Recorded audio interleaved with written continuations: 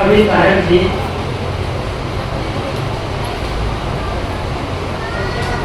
बहुत बड़ा संदेश दे रहे थे, अन्य संतों ने भी दिया है, मैं और क्या कहूँ।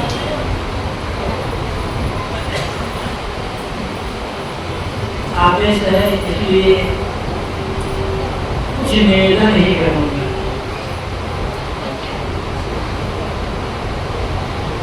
गर्भता यहाँ आया था तो भी यही निवेदन किया था और उसी को फिर आज मैं दोहरा रहा हूँ कि समझना होगा कि ज्ञान की बातें कभी पुरानी नहीं होती।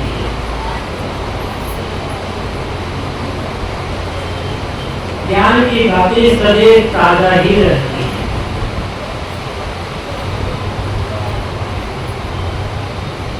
जितना हम मनन करें, चिंतन करें और आचरण करें, उतना ही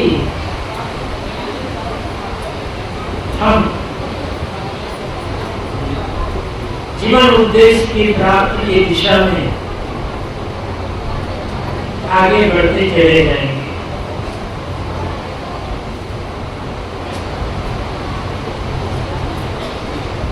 पूरा काल से हमारा भारत देश धर्म प्रधान देश कहा जाता है। धर्म प्रधान का मतलब है जहाँ धर्म की प्रधानता हो। और हम जब कहते हैं कि हमारा देश धर्म प्रधान देश है तो कहते समय हमारे मन में गर्व का अनुभव होता है। किंतु क्या सचमुच में हमारा देश धर्म प्रधान देश है? और क्या सचमुच में हम धर्म को जी रहे हैं? क्या हमारा धर्म हमारे नित्य के कार्य व्यवहार में, हमारे जीवन में उतर रहा है या उतर गया है? इस बात पर कभी चिंतन करते हैं? ऐसा तो नहीं है कि हमारा धर्म केवल धार्मिक स्थलों तक ही सीमित रह गया हो।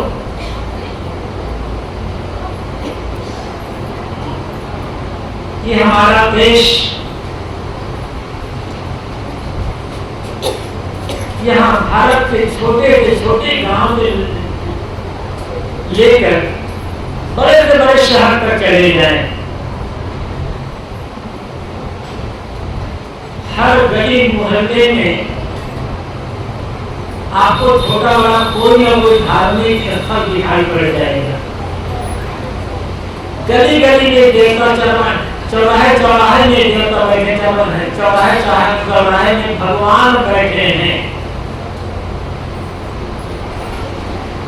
इतना हमारा धर्म आगे बढ़ गया है, हमारे देश में धर्म कितना बोलबाला है। हर गली में धार्मिक स्थल है, हर जगह देवता बैठे हैं, भगवान बैठे हैं और रोना रो रहे हैं कि जमाना कलयुग का आ गया है, जमाना बहुत बिगड़ गया है, भ्रष्टाचार बहुत बढ़ गया है। तो धर्म बढ़ा है या अधर्म बढ़ा है? कलयुग का जमाना आ गया है, भ्रष्टाचार बढ़ गया है, बेईमानी बढ़ गई है, झगड़े बढ़ गए हैं, मुकदमे बढ़ गए हैं। तो हम लोग धर्म को जी रहे हैं या अधर्म को जी रहे हैं? धर्म की दुहाई देकर अब धर्म को जीने का काम तो नहीं कर रहे हैं। क्या सचमुच में धर्म का मतलब आपस में लड़ना झगड़ना होता है? धर्म का मतलब क्या राग द्वेष करना होता है, मैं रहकर विरोध मुकदमा करना होता है? क्या धर्म का मतलब ईर्ष्या द्वेष निंदा कलह करना होता है? या धर्म का मतलब प्रेम, सेवा, शांति, सहनशीलता, सहानुभूति, एक दूसरे के दुख दर्द में सहभागी बनना, सत्य के रास्ते पर चलना, सत्य में जीवन व्यतीत करना, यह होता है। बड़े भक्ति भावना के साथ हम करते हैं, दोहराते हैं मानव की चौपाई, धर्म दूसर सत्य समान। ख्याल करें सुबह से शाम तक कितना सत्य बोलते हैं। धर्म दूसर सत्य समाना का राग अलाते हुए सुबह से शाम तक झूठ ही तो बोल रहे हैं, और बड़े बड़े धार्मिक मंचों से झूठ बोला जा रहा है।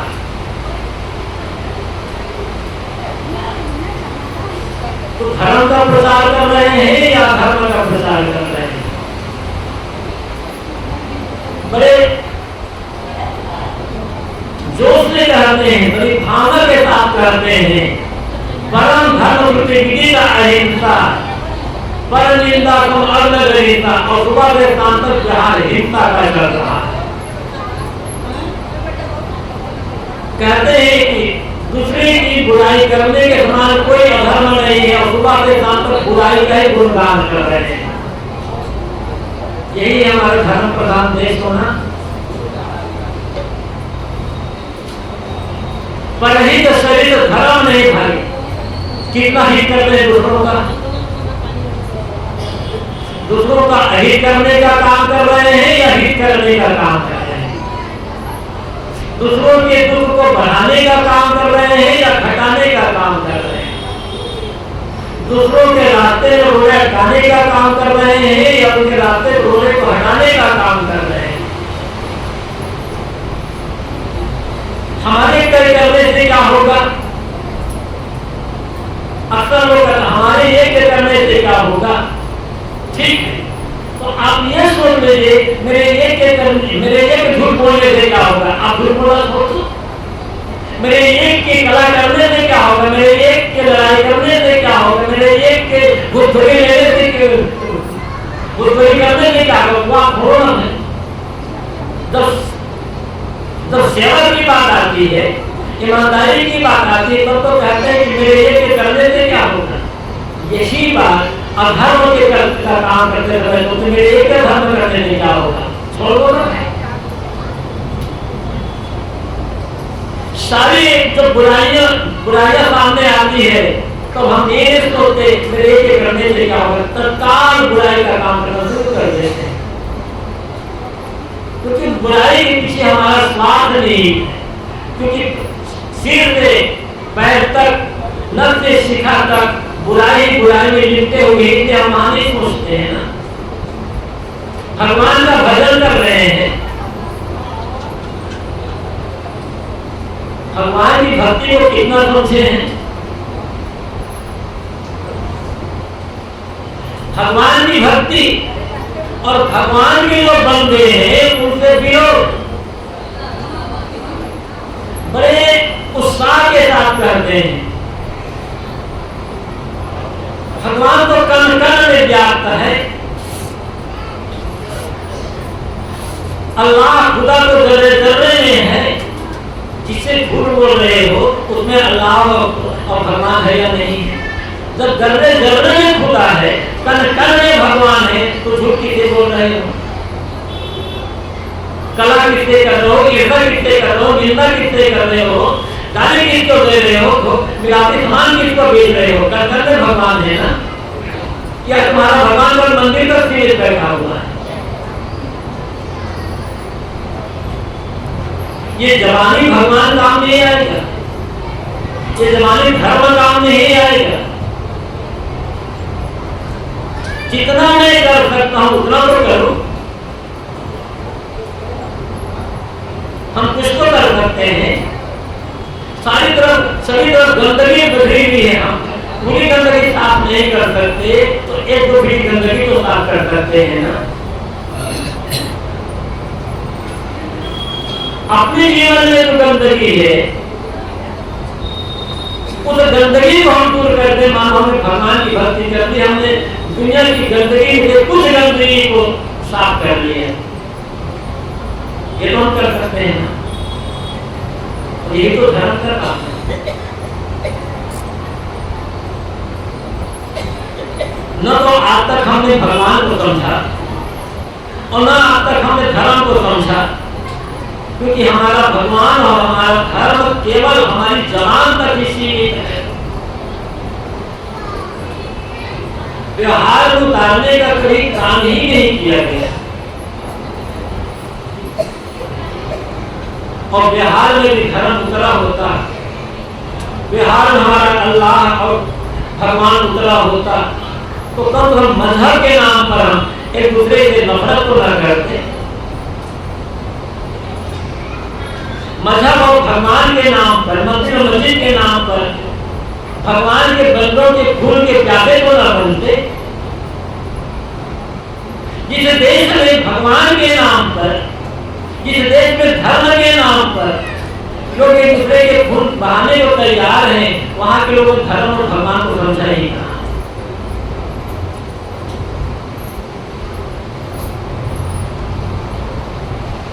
इसलिए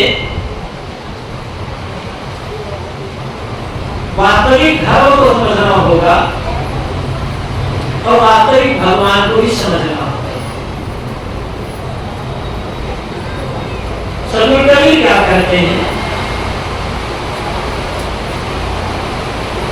जहर डोल आंख न मूंदो कान न लूंदो काया कष्ट न हारो तूने नयन हंसी हंसी पहचानो सुंदर रूप निहारो।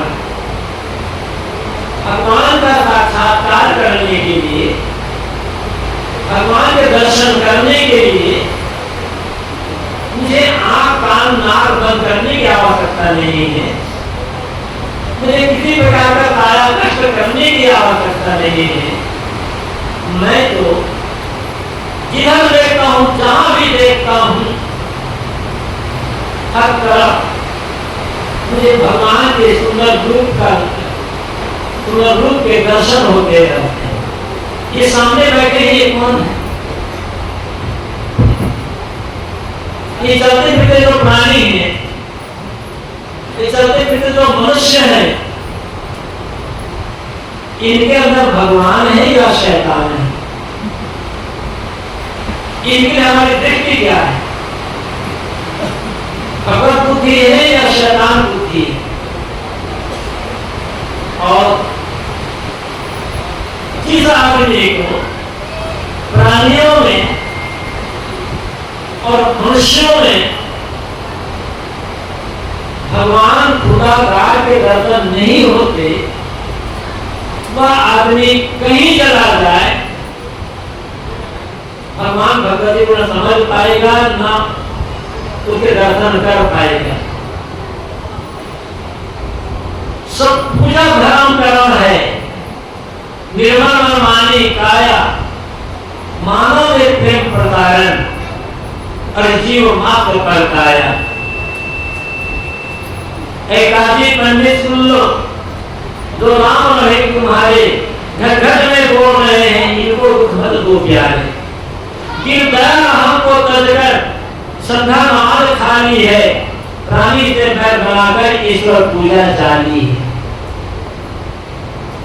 प्राणियों से बैर और ईश्वर की पूजा, जाति पूजा काम ना आएगी। आप पूजा करते करें, हर आदमी को स्वतंत्रता मिली है हमारे देश में, जैसे उसके संस्कार है, जैसे उसकी मान्यता, जैसे उसकी भावना है, अपने घर को पूजा पाठ करने के स्वतंत्र है। हमें किसी दूसरे की पूजा पाठ में दखल देने का अधिकार नहीं है। लेकिन उस पूजा पाठ का अर्थ क्या होता है? मन की सरलता, कोमलता और विनम्रता। पूजा का मतलब होता है भीतर की जो करुणा है, भीतर की जो क्रूरता और कठोरता है, भीतर में जो हिंसा का भाव है, विसर्जन होना। सदगुरु कबीर ने कहा है, सद्गुरु शरण जाए के तामत त्यागी, भला बुरा कही जाए तो कुछ नहीं लागी।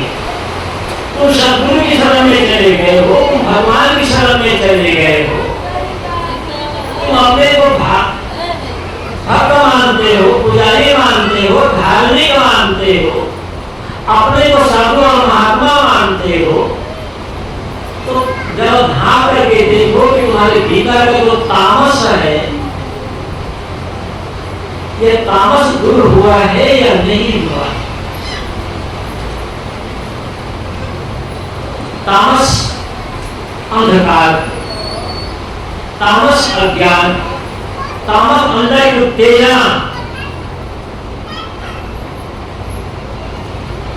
तामस अंदर के विकार, कितनी सरलता आई, कितनी विनम्रता आई, कितनी शांति आई, क्रोध दूर होकर के क्षमा का भाव कितना आया, बैर दूर होकर के प्रेम का भाव कितना फलता, घृणा दूर होकर के दया का भाव कितना मन में बढ़ा है। थोड़ी सी प्रतिक्रिया पा करके पूरा जाना घट करके सहनशीलता मन में आई है। लोभ और प्रलोभन में पढ़ करके तो गलत काम करने की प्रवृत्ति थी, वो प्रवृत्ति कितनी घटी हुई, कितना अपने आप कंट्रोल करना चाहिए, कितना धैर्य आया, कभी इन बातों पर विचार किया जाता है। और यही तो भगवान की भक्ति करने का फल होता है, ये तो भगवान के भजन करने का फल होता है। हम पुकारते हैं, कामना करते हैं, अमृतो मां सदगणे, तमसो मां ज्योतिर्गमय, मृत्यु मां अमृतम गमय। एक अपर पुकारते रहेंगे, पुकारना प्रार्थना करना गलत नहीं है, लेकिन क्या हमारी तैयारी है अंधकार से प्रकाश को यात्रा करने के लिए? क्या हमारी तैयारी है असत्य से सत्य की ओर यात्रा करने के लिए? क्या हमारी तैयारी है मृत्यु से, ये मरण धर्म जो शरीर संसार है, इससे निकल कर अमरता की ओर यात्रा करने के लिए संत और गुरुजन, ऋषि और मुनि पूरा काल से पुकारते आ रहे हैं। उनकी आवाज कभी हमारे श्रवण द्वार पर पड़ती है या नहीं पड़ती है? और पड़ रही है तो कितना हमको संभाल करके रख रहे हैं, कितना तैयार हुए हैं, ये विचारणी मुद्दा है। और विचारने क्या है, केवल विचारने नहीं है, विचार करके ऐसे जीवन बनाने की आवश्यकता है, तब जीवन में धर्म आएगा, तब हम कर सकते हैं हम धर्म प्रधान देश भारत के नागरिक हैं। अरे तो धर्म को समझा ही नहीं है ना, तो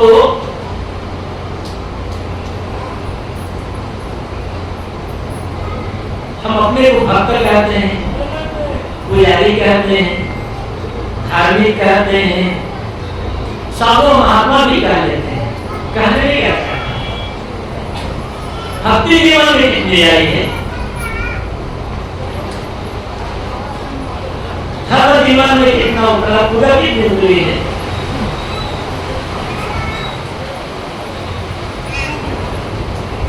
भक्ति का अर्थ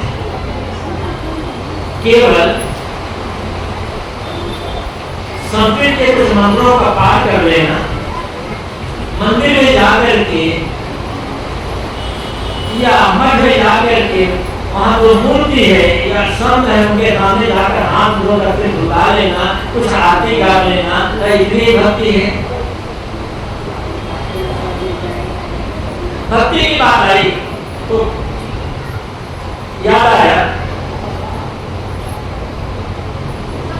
कि भक्ति क्या है। साहब ने यहां पर कह दिया है, अर्व खरवले दर्व है उदय अस्त्र लोहराज, भक्ति महात्म ना तुले ईश्वर कौने काज। अरबों खरबों की संपत्ति हो, जहां से सूर्य उगता है वहां से लेकर सूर्य जहां अस्त होता है वहां तक अर्थात पूरे भूमंडल पर एक छत्र शासन अधिकार राज्य हो। इतनी संपत्ति भक्ति की तुलना में तुल नहीं सकती, तब इनकी क्या बात करता है।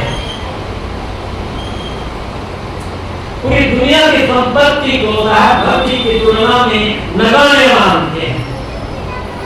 तो भक्ति में इतनी ताकत कहां से आती? भक्ति है क्या थी? कैसे मान रहा है हम भक्ति के मार्ग पर चल रहे हैं? पहले समझना होगा कि भक्ति के कितने रूप होते हैं। भक्ति के दो रूप होते हैं और पहले समझना होगा कि भक्ति का अर्थ क्या होता है। भक्ति जो शब्द है हर धातु से बना हुआ है और भक्ति का पहला अर्थ होता है सेवा करना। भक्ति भजन भज इनका पहला अर्थ होता है सेवा करना।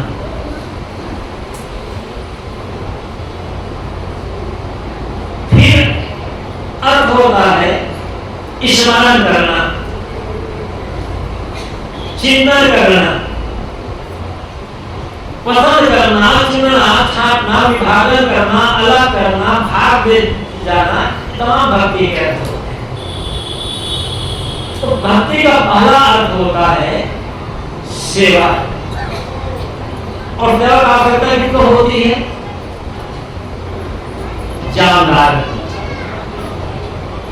क्योंकि जानदार दुखी होता है, जानदार के जीवन में कष्ट आता है, जानदार के जीवन में परेशानी आती है, जानदार के जीवन में समस्याएं आती है। जिसमें जान नहीं है उसे कोई तकलीफ नहीं होती, जिसमें जान नहीं है उसके जीवन में कोई समस्या नहीं आती, जिसमें जान नहीं है उसे कोई दुख दर्द नहीं होता, पीड़ा नहीं होती। रोग होता है जानदार, जिसमें जान नहीं है उसे कोई बीमारी कहां होगी, रोग क्यों होगा। तो सेवा की आवश्यकता सदैव जानदार को होती है। और जानदार में पूरा पानी जगत आता है तो हम सबकी सेवा तो नहीं कर सकते, लेकिन हमारे आस पास जो लोग रहते हैं दिन दुखी उनकी सेवा करें, उसमें आप कर सकते हैं। हमारे पास इतना समय कहाँ है। तो पर ये देखें, कोई भी आदमी दुखी हो, रोगी हो, रोग से बेहाल हो, दुख से बेहाल हो, किसी पीड़ा से बेहाल हो, एकदम उसको देख करके मन में दया का भाव आया है या नहीं आया। उसको एक रोगी, एक दिन दरिद्र, एक भिखारी को देख करके मन में घृणा का भाव आता है या दया का भाव आता है। यदि मन में घृणा का भाव आया तो भक्ति को नहीं समझा गया। अरे सेवा नहीं कर सकते तो दया का भाव आए। ये हम सोच सकते हैं ना कि ऐसा दर्द, ऐसी समस्या, ऐसी पीड़ा, ऐसी बीमारी संसार में किसी के जीवन में ना आए। ये भाव कितना मन में आया है आपके, हमारे मन में, आपके मन में कितना आया है? कभी विचारने का प्रयास किया है? भगवान की भक्ति तो बहुत कर रहे हैं, इंसान की भक्ति कब करोगे, दूसरों की भक्ति कब करोगे? दया ही मान, जिसके दिल में दया का खजाना नहीं, राम का नाम लेने से क्या खाएगा? ये तो गाते हैं ना। तो दया का भाव कितना आ रहा है? दया का खजाना कितना भरा है? दया का खजाना भरा है या फूका का खजाना भरा है? प्रेम का खजाना भरा है या घृणा का खजाना भरा होता है? क्रोध का खजाना भरा है या क्षमा का खजाना भरा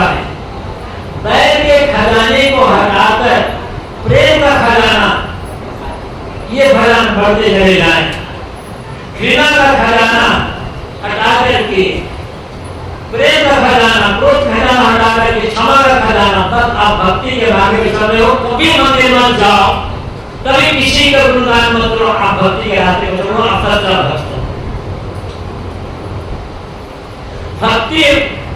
भक्त होने के, भक्ति करने के लिए और धार्मिक होने के लिए किसी मंदिर मस्जिद गिरजा गुरुद्वारा मठ आश्रम में जाने की आवश्यकता नहीं है।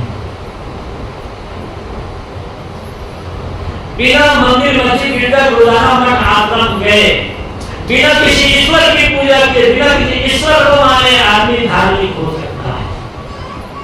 धार्मिक होने के लिए, भक्त होने के लिए किसी ईश्वर को मानने की कोई जरूरत नहीं है। अजीब बात लगती होगी आपको। अरे जब ईश्वर ही नहीं है, ईश्वर को नहीं मानते तो धर्म कैसे होगा जीवन में?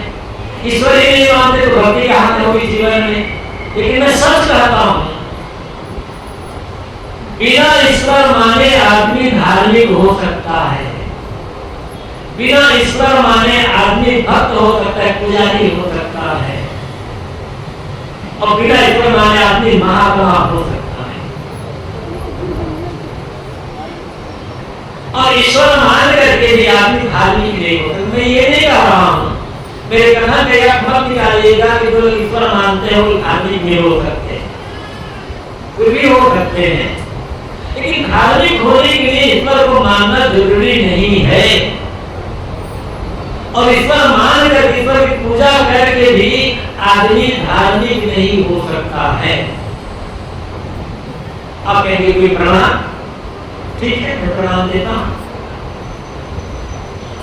पहले ईश्वर मानने वाले को लेते जो आप मानते हैं, जो आप जानते हो, वही प्रमाण दे रहा हूं। भारत में ऐसा कौन व्यक्ति होगा जो रावण का नाम न जानता? रामायण के बारे में जो जानेगा वो रावण का नाम जानेगा। रावण ईश्वर का बहुत बड़ा पुजारी, कहते उन्होंने अपने सिर काट करके शिव जी का चढ़ा दिया, ऐसा कहा जाता है। शिव जी का महान भक्त ईश्वर रावण को स्वामी जी ने कहा, मानव में उत्तम कुल पुलस्त करनाती, शिव विरंती पूजे को भाती। उन्होंने, रावण ने अनेक प्रकार से शिव और विरंत, शिव और ब्रह्मा की पूजा की है, उनकी भक्ति की है। तो रावण तो महाधार्मिक होगा ना। आपको कितने लोग आप मुझे धार्मिक करना चाहते हैं? वहां तो आइए, ईश्वर मानना रहा रावण, रावण जब धार्मिक बनना चाहोगे, तथागत बुद्ध ईश्वर नहीं मानते, उनके जैसा धार्मिक हो जाएगा, दुनिया का काया पलट हो जाएगा। ईश्वर मानने, धार्मिक होने के लिए सदाचार की आवश्यकता है, सद्गुणों की आवश्यकता है, ईमानदारी की आवश्यकता है, नैतिकता की आवश्यकता है, धार्मिक होने के लिए मनुष्यता की आवश्यकता है। धर्म ये, धर्म मंदिर में पूजा करना नहीं, धर्म ईश्वर की भक्ति करना नहीं है। धर्म है नैतिक होना, धर्म ईमानदार होना, धर्म सदाचारी होना, धर्म है सही अपने मनुष्य होना।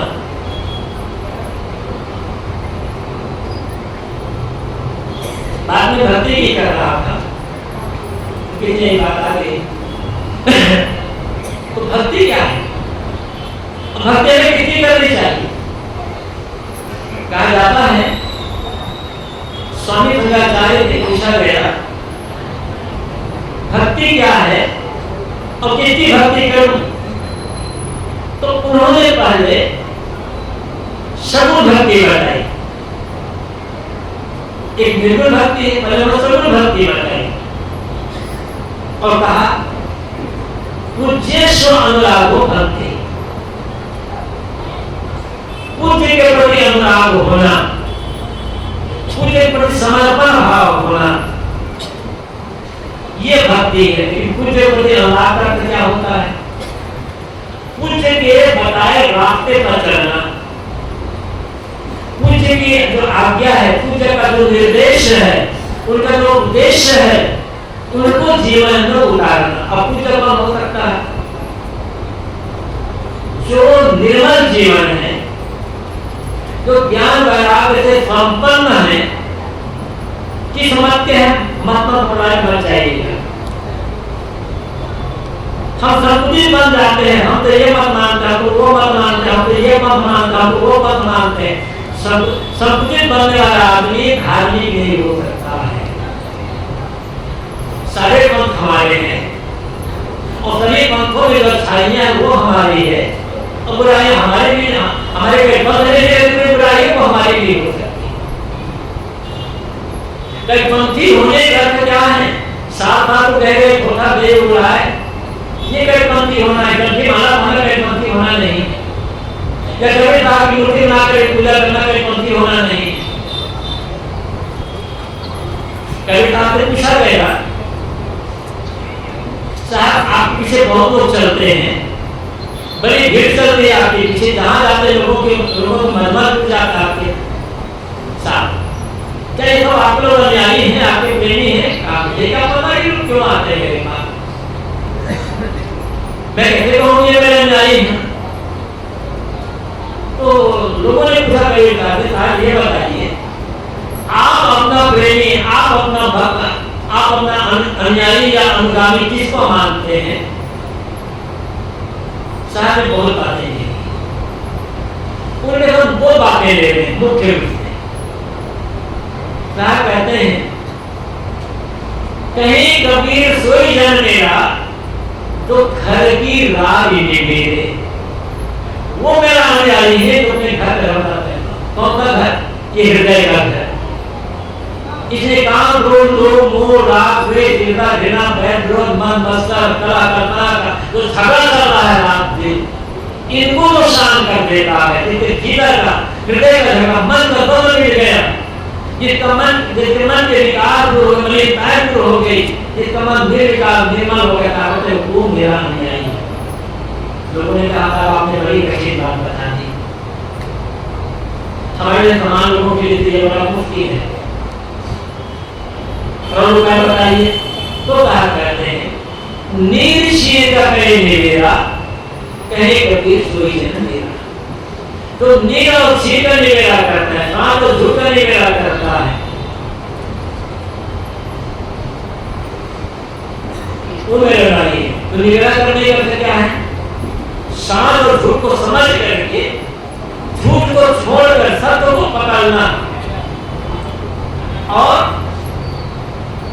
सत्य के रास्ते पर चलना, ये बात कहते हैं, ये मेरा अनुयायी होना है, ये मेरी शर्त है। और आप जानते हैं ना, आज से 500-600 साल का जमाना तक आज हमें अभिव्यक्ति की आजादी मिली हुई है। हमारा संविधान में हम अधिकार देता है कि अपने विचार हम भूल करके रख सकते हैं, उतार सकते हैं। इस आज की इस 21वीं सदी में भी हम अपने विचार खुल करके रख नहीं पाते हैं। डर बना रहता है, लोग नाराज न हो जाए, लोग विरोध न करने लगे। और उस जमाने में जब अभिव्यक्ति पर पाबंदी लगी थी, सतगुरु कबीर ने खुल करके अपनी बात कही, जितनी भी गलती देखी, जहां भी गलती देखी, मुलाहिजा नहीं किया, खुल करके कर दिया। डरना तो जानते ही नहीं थे, क्योंकि अपना सिर अपने हाथ पर लेकर चलते थे। जिस आदमी को मौत का ही डर नहीं है, उस आदमी को कितना डर होगा? जिसका अपना कोई स्वार्थ नहीं है, जिसका अपने भीतर कोई अहंकार नहीं है, जिसे जो कोई अपने किसी व्यक्ति के अपना मानता ही नहीं, उसे छुटने का क्या डर है, बिगड़ने का क्या डर है? तो ये कहते हैं, जो घर भूखे आत्मा चले हमारे साथ, तो अपना घर खुद फूक कर आ गया हो, तो उसे डर किस बात का होगा? और एक अकेले सतगुरु कबीर उस जमाने में इतना खराब सत्य करते, बड़े बड़े जमींदार, बड़े बड़े सामंत, बड़े बड़े नवाब और बादशाह भी जिनके सामने झुक गए, बाल बाका न करता था। क्यों? क्या था कबीर के पास? गरीब दुल्हे घर में पालन पोषण हुआ, पढ़ने के लिए क्या सीखा है ये कहा नहीं जा सकता। परंपरा से कोई समर्थन नहीं मिला, सहयोग नहीं मिला, न बेसार न ईश्वर का कोई बल नहीं थे, न धन बल, न समाज बल, न विद्या बल, न परंपरा बल, न शास्त्र बल, न देवी देवताओं का बल, न कोई बल नहीं कभी पश्चात के बाद। लेकिन इतना खरा सत्य कह दिए कि कोई क्यों कबीर साहब मात्र दो बल था, एक सत्य का बल और एक आत्म बल। और जिस आदमी के पास ये सत्य और आत्म बल होगा ना वो दुनिया को झुका सकता है। हमारे भीतर बात खड़ा है ना, हम साथी बन गए, समझ गए आप बहुत लोग बैठे हुए हैं। आज से 550 साल पहले अकेले सदगुरु कबीर ने जो काम किया, आप पूरे भारत के करोड़ों व्यक्ति मिलकर उठा आधा भी नहीं कर पा रहे। क्या करिए आगे हमारे भीतर तो आपको हमें इतनी सुविधा मिली, इतनी संपन्नता मिली है, हम इस जमाने में जी रहे हैं क्योंकि हमारे पास न सत्य का बल है, न आत्मा का बल है, न नैतिकता का बल है। नैतिकता का बल होगा तो आत्मा बल होगा ना। मैं ये कह रहा था कि पूज्य सम्राटों करके पूज्य को सम्राट होना, तो पूज्य कौन है? जिसका जीवन निर्मल है, किस मत को मानने वाला है, किस परंपरा को मानने वाला, किसकी पूजा करने वाला है, भूल जाइए सब। जो जिसका जीवन त्याग करार के परिपूर्ण है, इसका अपना कोई भौतिक साधन नहीं, खाना उसे नहीं पड़ेगा, रहना उसे नहीं पड़ेगा, लेकिन जो करता अपने लिए नहीं करता, समाज के लिए करता है, वो व्यक्ति पूज्य नहीं है। अरे सगुण भगवान की व्यक्ति है। सगुण भक्ति, निर्गुण भक्ति क्या है? इन्हें गुलामी एक वाले शंकराचार्य कहते हैं, स्वरूपान संधानम भक्ति। अगले पंक्ति कहते हुए मूर्ति कारण सामग्र्याम भक्तिरेव विरयसि स्वरूपान संधानम भक्ति, स्वरूपान संधानम भक्ति विरयते। मुक्ति की जितनी भी कारण सामग्री है, जिन कारण सामग्रियों से मुक्ति की प्राप्ति होती है, उनमें भक्ति सतत हो जाता है। भक्तिरेव विरयसि, भक्ति ही विरयसि ये कहते हैं। भक्ति क्या है?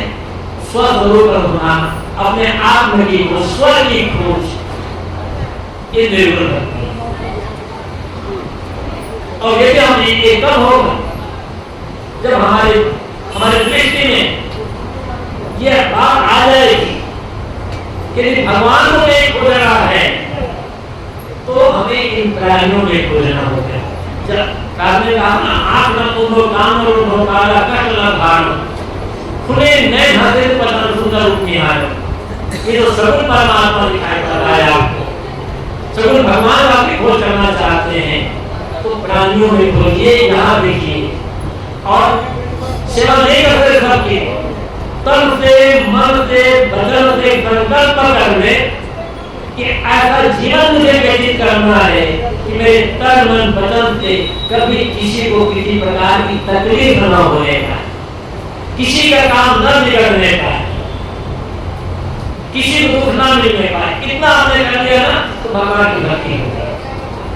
जब ये भक्ति से अंतःकरण हमारा जब शुद्ध हो जाएगा, तो भीतर जो बैठा हुआ है निर्गुण परमात्मा, सबके घर में, सब घर में ना साइना सुनी से ना होए, बलिहारी बात कहती सब घर पर बता क्या कहते हैं, घर घर में वो साईं बताते कोई भजन मालूम होते, वो लोग साईं जी तुम खोदते हो बाहर मंदिर मस्जिद बिल्डर ग्राम में ठाकुर तीर्थों में आकर वो साईं घर घर में बैठा हुआ है। बहुत अच्छे, उसके लिए क्या करना होगा? सेवा से जब हम से सेवा करेंगे, स्वार्थ अहंकार को छोड़कर जब सेवा होगी तो चित्त शुद्ध होगा, और चित्त शुद्ध में ही आत्मानुभूति होगी, और आत्मानुभूति ही परमात्मा अनुभूति है। आत्मा को छोड़कर परमात्मा अनुभूति के ही नहीं।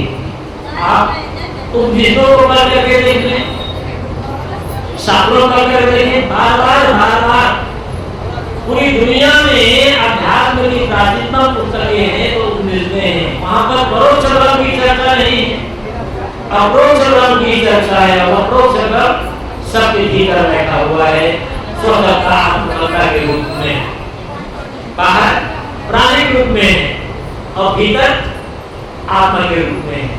हमें बाहर जो सगुण परमात्मा है इसको भी समझना है, इनके साथ प्रेम का, सेवा का, समता का, एकता का, मधुरता का व्यवहार, जानबूझ करके कभी किसी को तकलीफ न देना, ये है वास्तविक धर्म। अब ये धर्म आप ला लेना सब तुम्हारा भारत देश धर्म प्रधान देश हो जाएगा। अभी एक नहीं अपना पाए तो गाते रहेगा, कोई फर्क होने वाला नहीं। जब ये धर्म जीवन गुजरेगा हमारा, अब तक धीरे धीरे धीरे धीरे अपने आप पर सुबह बढ़ जाएगी, संयम बढ़ता चला जाएगा। और जब ऐसा भी दिन आ जाएगा, गुरुजनों बता रास्ते पर चल करके ध्यान चिंतन भजन करते हुए कि मन बाहर से मुड़कर पूरी अंतर मुख हो जाए और आत्मलीन हो जाए, तो भीतर बैठा हुआ जो परमात्मा है आपका उसकी अनुभूति हो जाएगी और फिर हमारे मानव जीवन पालन सार्थक हो जाएगा। सदगुरु संतों का, सदगुरुओं का, सदगुरु कबीर का ये संदेश है, हमें समझना है विनम्रता पूर्वक। सभी गुरुओं को एक बात समझ लेगा, जितने भी मत संप्रदाय हैं हम सबको तो नहीं मान सकते, लेकिन यदि आप, हम, कोई व्यक्ति अपने गुरु का सच्चा भक्त है, सच्चा प्रेमी है, तो एक निवेदन है, दुनिया के किसी महापुरुष के लिए कभी भी अमर शब्द का प्रयोग मत करिए। जो व्यक्ति दूसरे के देवता, दूसरे के भगवान, दूसरे के गुरुओं के लिए गलत शब्द का प्रयोग करता है, वो अपने नाम में गुरु समझता है, अपने भगवान समझता है। सबके लिए आदर, सबके लिए सम्मान, किंतु जहां से साथ मिले उस सार को ग्रहण और जीवन जीने का प्रयास, यही कल्याण का रास्ता है। इसी रास्ते पर चलकर हम समाज की सेवा कर सकेंगे और अपने जीवन का बेड़ा पार कर सकेंगे। संजय देवदास जी समाज के चरणों में बंदगी करते हैं और सबके भीतर जो बैठा हुआ है आत्मा परमात्मा उसको प्रदान करते हुए क्षमा लेते हैं।